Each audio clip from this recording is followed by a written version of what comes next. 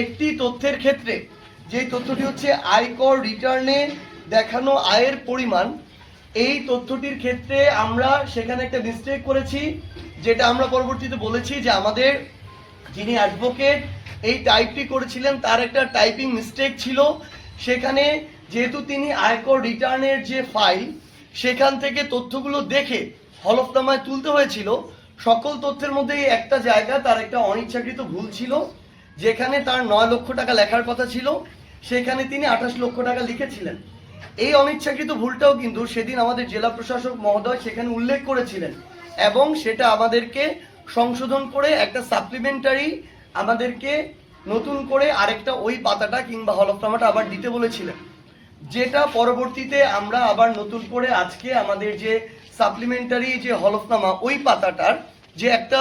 অনিচ্ছাকৃত ভুল ছিল, যেখানে থাকার কথা ছিল 9 লক্ষ টাকা সেখানে 28 লক্ষ টাকা লেখা ছিল, সেটা আমরা দিয়েছি এবং এটা কিন্তু আইনগতভাবেই করা যায়, সেদিনই সবার সামনে বলা হয়েছিল এবং আমরা সেই প্রক্রিয়া অনুসরণ করেই সেটা করেছি। কিন্তু অত্যন্ত দুঃখজনকভাবে এটা আসলে বলতে হয়, ডেইলি স্টার থেকে শুরু করে বিভিন্ন মিডিয়া আমরা যেটা দেখলাম যে যারা এই আইনের বিষয় এই বিষয়গুলোতে যাদের অভিজ্ঞতা রয়েছে কিংবা আমাদের যে নির্বাচন কমিশনের সাথে যারা সম্পৃক্ত রয়েছেন তাদের থেকে আমাদের মনে হয়েছে যে এই বিষয়গুলো ঠিকমতো জিজ্ঞাসা না করেই এমনভাবে ফ্রেমিং করা হয়েছে যেন বিষয়টা এরকম যে এখানে কত টাকা অসৎ পথে উপার্জনের রয়েছে, আমাদের এখানে কত টাকা দেখিয়েছি এটার মনে আমরা হিসাব মিলাতে পারিনি। তো এটার মধ্য দিয়ে ফ্রেমিংটা এমন হয়েছে যে এখানে সম্ভবত একটা দুর্নীতি কিংবা এই ধরনের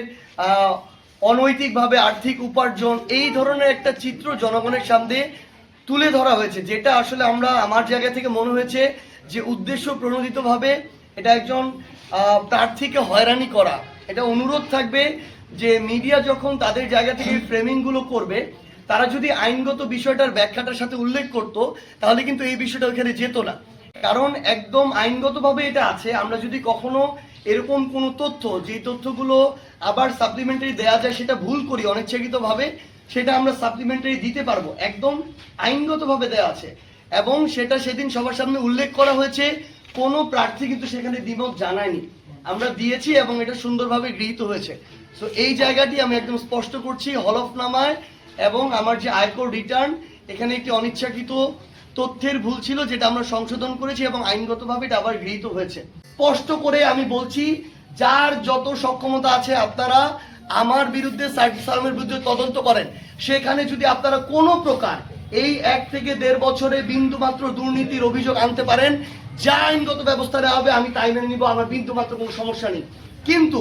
এই ধরনের আওয়ামী লীগ দ্বারা ফান্ডেড, আওয়ামী লীগের সোশ্যাল মিডিয়া অ্যাক্টিভিস্টদের দ্বারা পরিচালিত, আওয়ামী লীগের বিভিন্ন পেজগুলো দ্বারা পরিচালিত বিভিন্ন ধরনের মানহানিকর কিংবা উদ্দেশ্যমূলক যে রাজনৈতিক প্রপাগান্ডা করা হচ্ছে,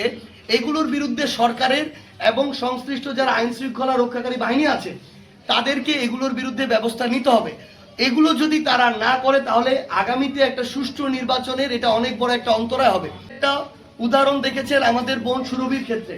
তার এজাহারে লেখা আছে মাত্র 50,000 টাকা চাঁদাবাজির কথা, কিন্তু সোশ্যাল মিডিয়া থেকে মেইন স্ট্রিম মিডিয়াতেও 50 কোটি টাকা চাঁদাবাজির অভিযোগ তুলে ধরা হয়েছে। একটা মানুষের আত্মসম্মান থেকে শুরু করে সমাজে মুখ দেখানোর সকল কার্যক্রম বন্ধ করে দেওয়া হয়েছে এই প্রপাগান্ডা করে, কিন্তু এজাহারে দেখা গেল মাত্র 50,000 টাকা। আবার পরে দেখা গেল সেটারও কোনো সত্যতা নেই। একজন সো কল্ড জার্নালিস্ট তার জায়গা থেকে তাকে একটা কুপ্রস্তাব দিয়েছিল, সে রাজি হয় নাই দেখে এই কাজটা করা হয়েছে। তাহলে এভাবে যার মন চাইলো সোশ্যাল মিডিয়াকে ব্যবহার করে বিভিন্নভাবে তারা যদি তাদের জায়গা থেকে মনে করে যে এভাবে যা ইচ্ছা তাই করবে, এটা হইতে পারে না। এই সরকারকে হোক বিভিন্ন এজেন্সিকে আইন শৃঙ্খলা রক্ষাকারী বাহিনীকে এর বিরুদ্ধে কঠোর ব্যবস্থা নিতে হবে।